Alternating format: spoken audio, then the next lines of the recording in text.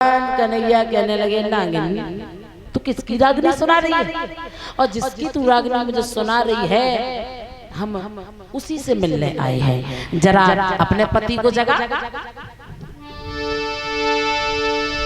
भगवान कन्हैया आगे बढ़े हैं कि जगा मन की अपने पति को, अरे वो बातें उसी से करनी है। अरे मरने को जब आए हैं तो मरने से क्या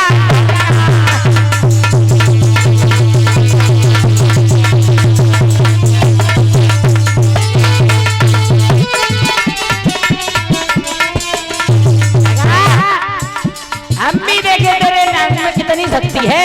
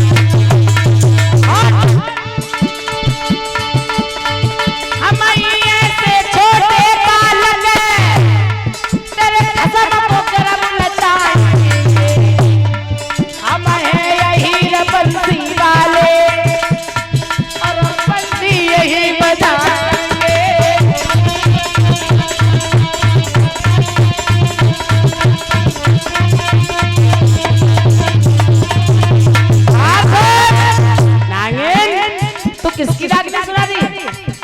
अरे तू हमें छोटा मत समझ, हम ही ऐसे हैं तेरे आदमी का घर लचाएगा जगह।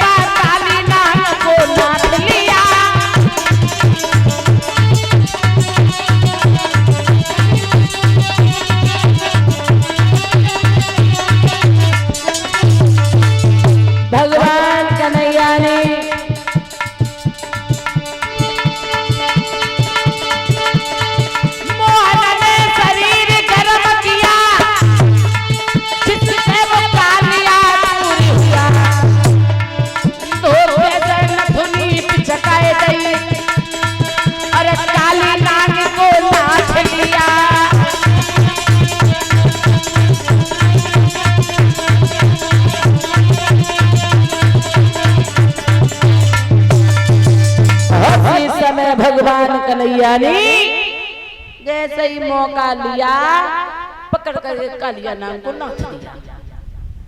और ऐसा ही नहीं, अब नाथ भी मतलब जून है कि सूजा और वाले कह गए नहीं, भगवान कन्हैया ने सिर्फ काली नाग का घमंड दूर किया था।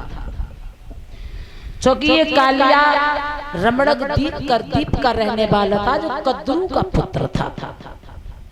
और जो गरुड़ की माँ थी बिनता, ये दोनों सोते हैं। तो एक दिन बिनता और कद्रू में बहस हो जाती है कहने लगी सूर्य भगवान का घोड़ा सफेद है और कालिया की माँ कहने लगी है काला है। कहने लगी अगर घोड़ा सफेद निकला तो तू मेरी दासी बनेगी और घोड़ा अगर काला निकला तो तू मेरी दासी बनेगी। अब कद्दू ने सोच लिया कि सूर्य का घोड़ा सफेद है, अपने सभी नांगों से कहा और उसके जो बच्चे थे वो जाकर के घोड़ा के पूरे शरीर से लिपट जाते हैं, घोड़ा काला दिखने लगता है।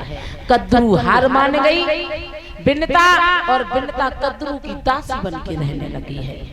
जब गरुड़ ने पूछा तो कहने लगे माँ तुम इसकी दासी क्यों हो? कहने लगे सूर्य का घोड़ा सफेद था लेकिन वो काला निकला है तो इसलिए हमें दासी बनना पड़ा। गरुड़ कहने लगा नागों ने चीटिंग की, मैं इनको जिंदा नहीं छोड़ूंगा। तो गरुड़ ने एक एक नांग को खाना स्टार्ट कर दिया था।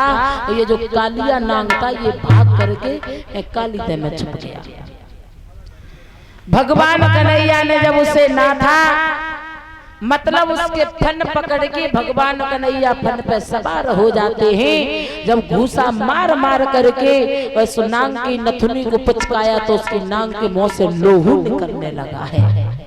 यमुना का पानी खोल गया और इधर सब ग्वाल पहुंचे हैं। मैया यशोदा को खबर दी है। मैया यशोदा भाग करके आई है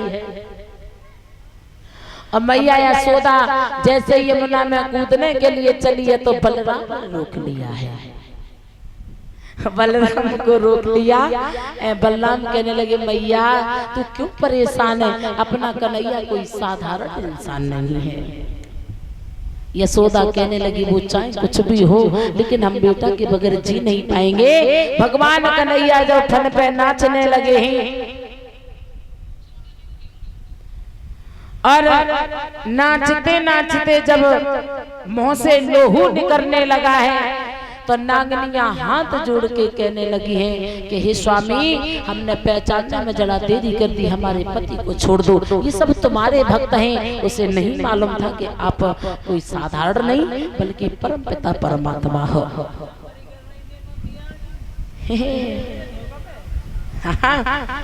उसी समय नागिन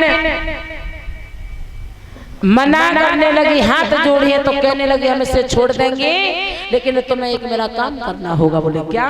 बोले तेरे काली देह में हमारी गेंद आई है और 2 छबलिया नील कमल के पुष्प तोड़ करके ला और मुझे यहाँ से बाहर कर और इस काली देह को तू हमेशा को छोड़ करके रमणक द्वीप पर चला जाएगा। कालिया कहने लगा प्रभु हमें वहाँ गरुड़ नहीं छोड़ेगा। कहने लगे तेरे फन पे हमारे पैर छप चुके हैं, जिससे गरुड़ बोलने वाला नहीं है। क्योंकि आपने देखा होगा जो काला सर्प होता है जो उसके पैर छपे तो कुछ कहते हैं कि गाय का खुर है, लेकिन ऐसा नहीं है। उस पर सिर्फ भगवान के पद कमल छपे हुए हैं। उसी समय नाग ने वही किया। कालिया नाग बिठाल करके जब चला है तो बोले